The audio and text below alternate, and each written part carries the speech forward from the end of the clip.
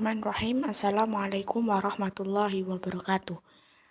Perkenalkan, nama saya Aisyah dari Universitas Islam Negeri Raden Mas Said Surakarta, program studi Ilmu Al-Quran dan Tafsir kelas 1B dengan NIM 211111059. Di sini saya akan memaparkan sedikit tentang sejarah penulisan Al-Quran berkenaan dengan tugas akhir semester Sejarah Al-Quran dengan dosen pengampu Ibu Ari Hikmawati.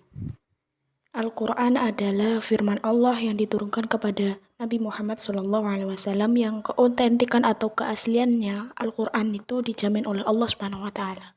Ini sesuai dengan firman Allah dalam Quran Surat Al-Hijr ayat 9 yang artinya, sesungguhnya kamilah yang menurunkan Al-Dzikr. Al-Quran sesungguhnya kami jugalah yang benar-benar memeliharanya. Quran Surat Al-Hijr ayat 9.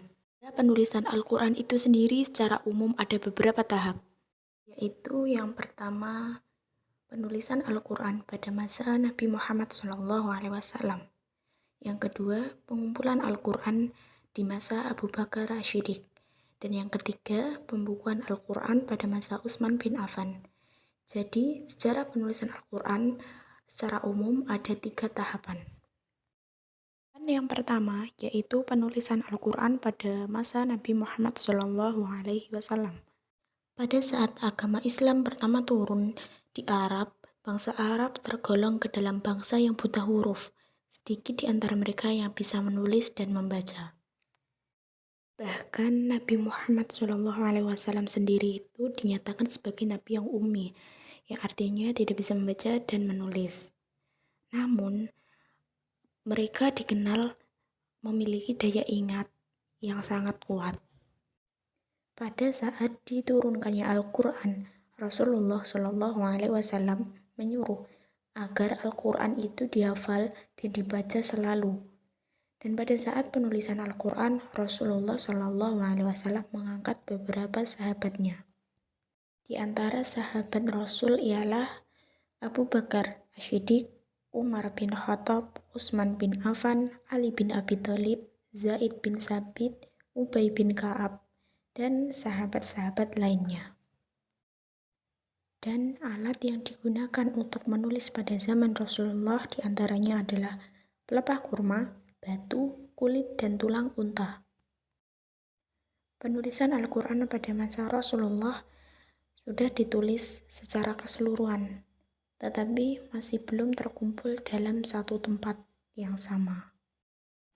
Sebelum Rasulullah SAW wafat, beliau telah mencocokkan Al-Quran yang diturunkan oleh Allah kepada beliau dengan Al-Quran yang dihafal para hafidh.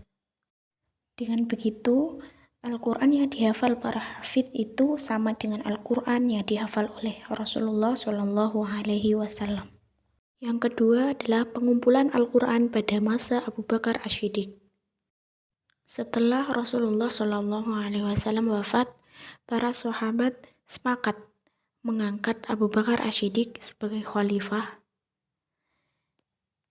Pada saat pemerintahan Abu Bakar, banyak sekali kekacauan dan penyimpangan yang mulai terjadi. Di antaranya adalah menolak membayar zakat sampai mengaku sebagai seorang nabi. Maka terjadilah perang Yamamah untuk memusnahkan orang-orang murtad dan pengikut-pengikut orang yang mengaku dirinya sebagai nabi.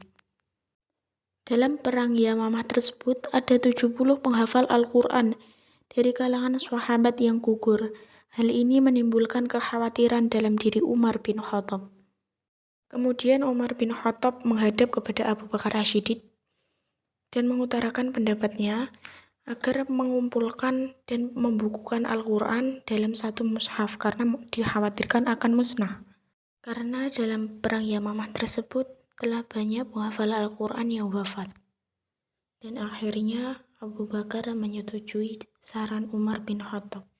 Setelah selesai proses pengumpulan ayat-ayat Al-Quran dalam satu mushaf, kemudian Zaid bin Sabit memberikannya kepada Abu Bakar sebagai khalifah pada saat itu. Dan mushaf tersebut selalu ada di tangan Abu Bakar sampai beliau wafat. Setelah beliau wafat, maka mushaf tersebut dipindahkan ke rumah Umar bin Khattab selama pemerintahannya. Beliau wafat, mushaf itu dipindahkan ke rumah Hafsah, putri Umar, dan juga sebagai istri Rasulullah SAW sampai masa pembukuan di masa Khalifah Utsman bin Affan. Selanjutnya, tahapan yang ketiga, yaitu tahapan yang terakhir pembukuan Al-Quran pada masa Utsman bin Affan. Dalam pemerintahan Utsman bin Affan, Islam pada saat itu tersebar secara luas sampai ke negeri Syam, Irak, dan lain-lain. Namun, pada saat itu pemerintahan Utsman ada perselisihan tentang tilawah Al-Quran di berbagai daerah. Utsman bin Affan mendengar berita perselisihan tentang tilawah Al-Quran tersebut dari Hudzaifah, dan setelah mendengar laporan dari Hudzaifah dan melihat langsung adanya perselisihan tentang tilawah Al-Quran tersebut yang terjadi di kalangan umat muslim, Utsman bin Affan kemudian mengutus orang untuk meminjam mushaf yang ada pada Hafsah istri Rasulullah SAW untuk diperbanyak. Setelah meminjam mushaf dari Hafsah istri Rasulullah, langsung pada saat itu juga Utsman bin Affan membentuk panitia untuk melaksanakan hal tersebut. Setelah proses memperbanyak Al-Quran selesai, mushaf tersebut langsung dikembalikan kepada Hafsah istri Rasulullah SAW. Lalu mushaf-mushaf yang baru diperbanyak tersebut langsung dikirim ke berbagai daerah agar tidak ada lagi perselisihan tentang tilawah Al-Quran oleh umat Islam. Manfaat-manfaat dari pembukuan beberapa mushaf yaitu diantaranya adalah menyeragamkan bacaan tilawah pada umat Islam dan menyatukan bacaan kaum muslimin. Sekian yang dapat saya sampaikan terkait sejarah penulisan Al-Quran. Terima kasih. Wassalamualaikum warahmatullahi wabarakatuh.